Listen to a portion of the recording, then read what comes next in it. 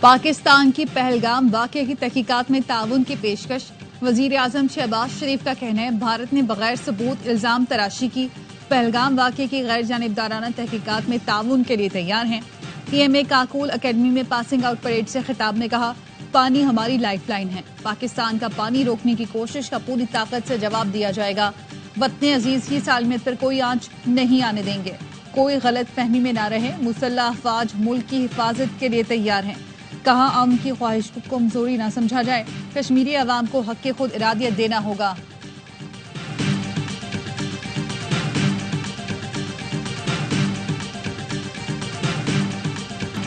پاکستان کا دہشت گردی سے کوئی لینا دینا نہیں، پہلگام واقعے کی غیر جانبدارانہ تحقیقات میں تعاون کو تیار ہیں۔ وفاقی وزیر داخلہ محسن نقوی کا کہنا ہے دنیا کا کوئی بھی غیر جانبدار فریق پہلگام واقعے کی تحقیقات کرے بھرپور تعاون کریں گے۔ پاکستان اس ڈرامے کو بے نقاب کرنا چاہتا ہے۔ واضح ثبوت ہے پاکستان کے مختلف شہروں میں تخریب کاری کی کوششیں کی گئی۔ گزشتہ 3 دنوں میں 7 IED دھماکوں کی کوشش کی گئی جسے ناکام بنا دیا۔ BLA اور را ایک ہی ہیں۔ جعفر ایکسپریس حملے کی بھی غیر جانبدار تحقیقات کے لیے تیار ہیں۔ ایران کے شہر بندر عباس میں بندرگاہ پر خوفناک دھماکہ، 516 افراد زخمی ہو گئے۔ ایرانی میڈیا نے بتایا شہید رجئی پورٹ کے کنٹینر یارڈ میں آگ لگنے کے بعد زوردار دھماکے ہوئے جس سے ایک عمارت گر گئی۔ امدادی کارروائیاں جاری ہیں، زخمیوں کو اسپتال منتقل کیا جا رہا ہے۔ کئی افراد کے ملبے تلے ہونے کا خدشہ، دھماکوں سے درجنوں گاڑیوں کو نقصان پہنچا، آس پاس کی عمارتوں کے شیشے ٹوٹ گئے۔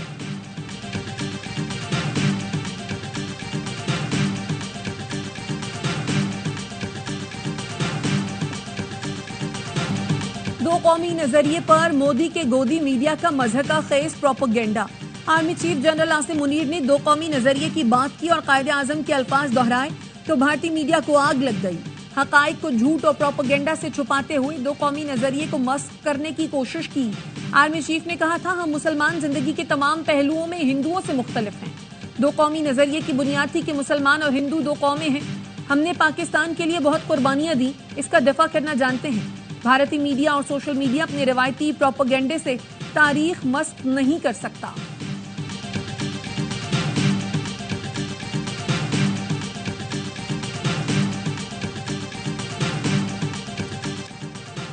PSL کی براڈ کاسٹ کمپنی میں شامل بھارتی عملے کی 23 ارکان کو پاکستان سے نکال دیا گیا۔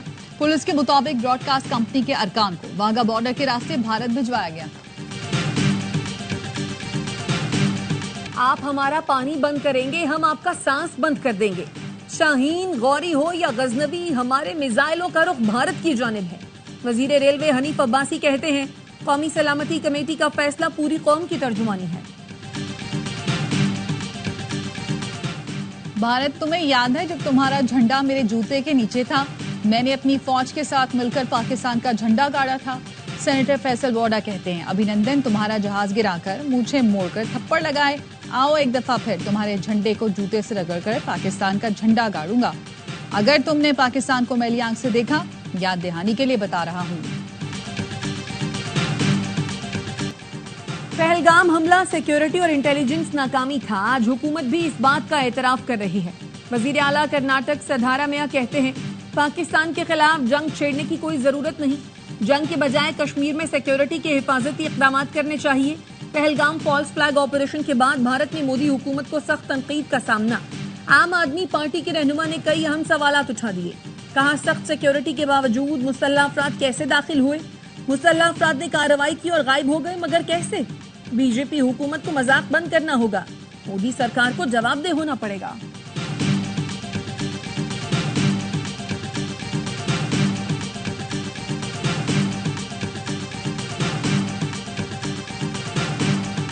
دی ریزسٹنس فرنٹ نے پہلگام واقعے میں ملوث ہونے کی تردید کر دی۔ جاری بیان میں کہا پہلگام حملے کے بعد ہمارے ڈیجیٹل پلیٹ فارم سے جھوٹ پر مبنی پیغام جاری کیا گیا۔ جھوٹا پیغام مربوط سائبر حملے کا نتیجہ تھا۔ ابتدائی شواہد بھارتی خفیہ سائبر اداروں کی مداخلت کی نشاندہی کر رہے ہیں۔ یہ پہلا موقع نہیں ہے کہ بھارت نے سیاسی مفادات کے لیے اس قسم کی افراتفری پیدا کی ہے۔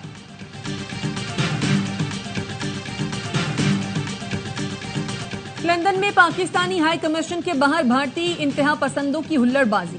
ہائی کمیشن کے عملے نے چائے کا کپ دکھا کر لاجواب کر دیا۔ ابھینندن کی تصویر دکھائی تو بھارتیوں کو آگ لگ گئی. پولیس نے 2 افراد کو حراست میں لے لیا. پاکستانی ہائی کمشنر نے بھارتی انتہا پسندوں کی مہمان نوازی کے لیے مفت چائے کا سٹال بھی لگا دیا.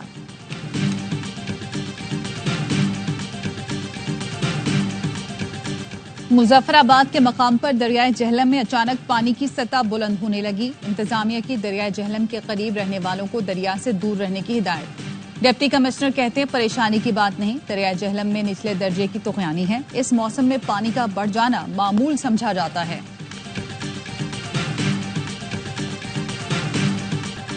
پاکستان اور بھارت دونوں میرے قریب ہیں. دونوں ملکوں کی قیادت کو جانتا ہوں.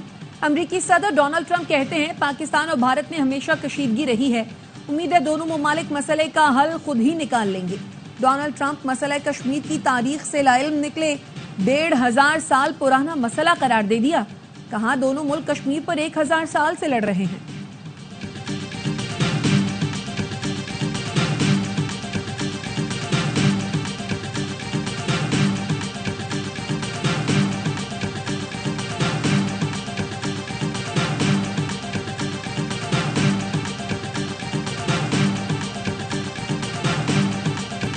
پاکستان ملٹری اکیڈمی کاکول میں پاسنگ آؤٹ پریڈ کی پروقار تقریب. وزیر اعظم کی بطور مہمان خصوصی شرکت. پریڈ کا معائنہ کیا.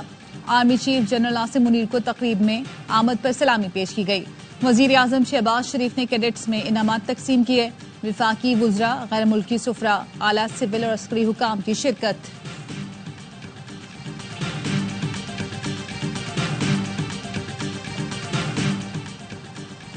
نائب وزیر اعظم اسحاق ڈار اور چین کے سفیر کی ملاقات. تصوراتی شراکت داری پر اتفاق. اسحاق ڈار سے برطانوی ہائی کمشنر جین میریٹ کی دفتر خارجہ میں ملاقات. اسحاق ڈار کا کہنا تھا علاقائی امن اور سلامتی کا خواہاں ہے. پاکستان ہر حال میں اپنے قومی مفادات کا تحفظ کرے گا. وزیر خارجہ اسحاق ڈار کا آذربائیجان کے ہم منصب سے رابطہ. مقبوضہ کشمیر کی صورتحال پر تبادلہ خیال. بھارت کی پاکستان کو دھمکیوں اور غزہ میں جاری مظالم کے خلاف جماعت اسلامی کی کال پر شٹ ڈاؤن ہڑتال.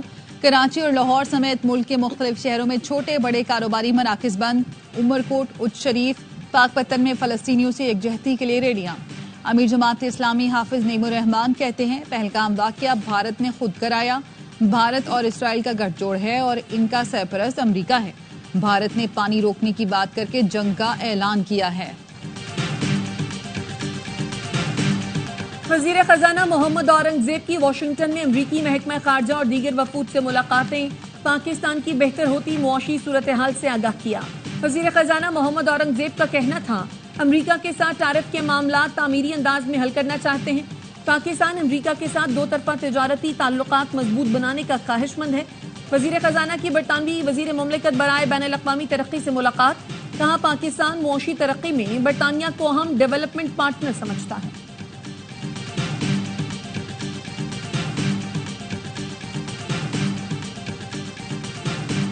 کراچی میں 28 اپریل سے شروع ہونے والے انٹر کے امتحانات مؤخر. پرچے 5 مئی سے شروع ہوں گے. انٹر بورڈ کا کہنا ہے طلبہ اور والدین سے گزارش ہے نئے شیڈول کے مطابق تیاری جاری رکھیں.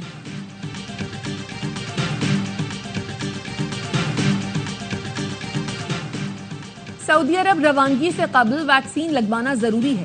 وزارت مذہبی امور نے عازمین حج کے لیے ہدایات جاری کر دی. وزارت مذہبی امور نے کہا گردن توڑ بخار، فلو اور پولیو کی ویکسین حاجی کیمپ سے مفت لگوائیں اور پیلا کارڈ لازمی حاصل کریں. ویکسینیشن سرٹیفکیٹ کے بغیر سعودی عرب میں داخلہ ممکن نہیں ہوگا. 65 سال سے زائد عمر کے عازمین اپنا کورونا ویکسین کارڈ لازمی ساتھ رکھیں.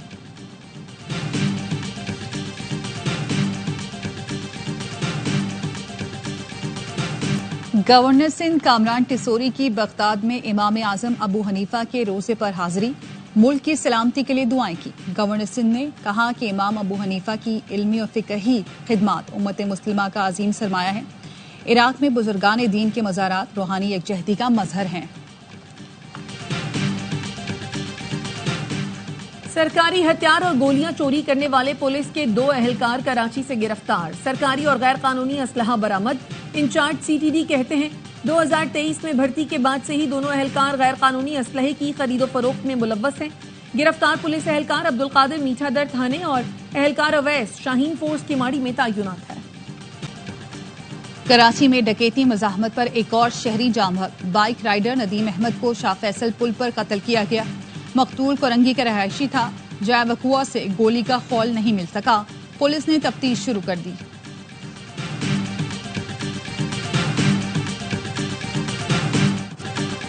ملک کے مختلف شہروں میں گرمی کی شدید لہر سبی، لسبیلا، دادو، جیکب آباد، سکھر اور لاڑکانہ میں درجہ حرارت 45 ڈگری تک پہنچ گیا۔ رحیم یار خان 43، بہاولپور 42، اوکاڑہ ساہیوال میں 41، فیصل آباد اور لاہور میں 40 ڈگری ریکارڈ۔ کراچی میں بھی موسم گرم، درجہ حرارت 38 ڈگری ریکارڈ کیا گیا۔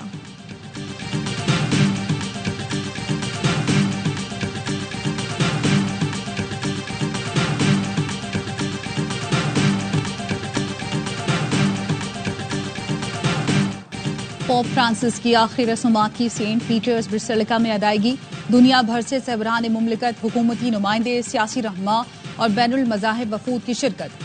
امریکی صدر ڈونلڈ ٹرمپ، برطانیہ کے وزیر اعظم، فرانس کے صدر اور دیگر عالمی رہنما بھی شریک۔ سیکیورٹی کے سخت انتظامات۔ پوپ فرانسس 21 اپریل کو انتقال کر گئے تھے۔ پہلے غیر یورپی پوپ تھے۔ پوپ فرانسس مسئلہ فلسطین پرامن طریقے سے حل کرنے کے داعی تھے۔ تدفین ویٹیکن سے باہر کی جائے گی۔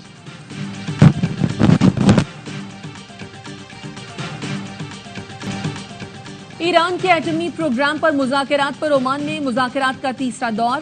ایرانی وزیر خارجہ عباس اراغچی تہران کی اور امریکی وفد کی سربراہی مشرق وسطیٰ کے لیے خصوصی نمائندے اسٹیو وٹکاف کر رہے ہیں۔ امریکی صدر ڈونلڈ ٹرمپ کا کہنا ہے ایران کے ساتھ اعلیٰ سطح کی مذاکرات میں مثبت پیش رفت جاری ہے۔ ایران کا خیر خواہ اور اس کے اربوں ڈالر بچانے کی کوشش کر رہا ہوں۔ ہم ایران کے ساتھ ڈیل کرنا چاہتے ہیں۔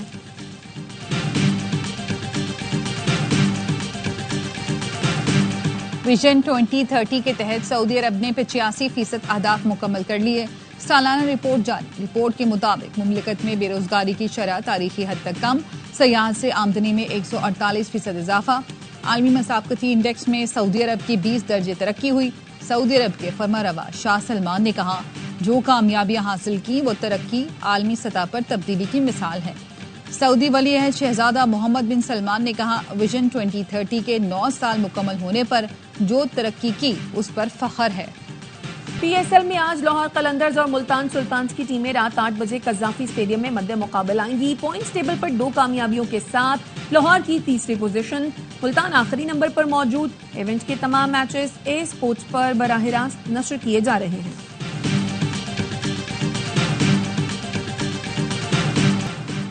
اور پی ایس ایل کا جنون کرکٹ کا مقبول ترین پروگرام ہر لمحہ پرجوش۔ آج بنیں گے مہمان اداکار زاہد احمد، کھیلیں گے معصومانہ کھیل۔ سابق سٹار کرکٹرز باسط علی اور کامران اکمل دیں گے جاندار تجزیے۔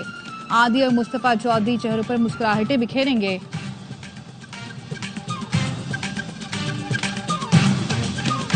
اور بچے رو رو کر ہلکان، والدین خوشی سے نہال۔ ٹوکیو میں بچوں کو ڈرا کر رلانے کا دلچسپ مقابلہ۔ سومو پہلوانوں کے اکھاڑے میں جو بچہ سب سے پہلے روتا ہے وہی مقابلے کا فاتح قرار پاتا ہے۔ جاپانیوں کے مطابق رونے سے بچوں کی صحت اچھی رہتی ہے۔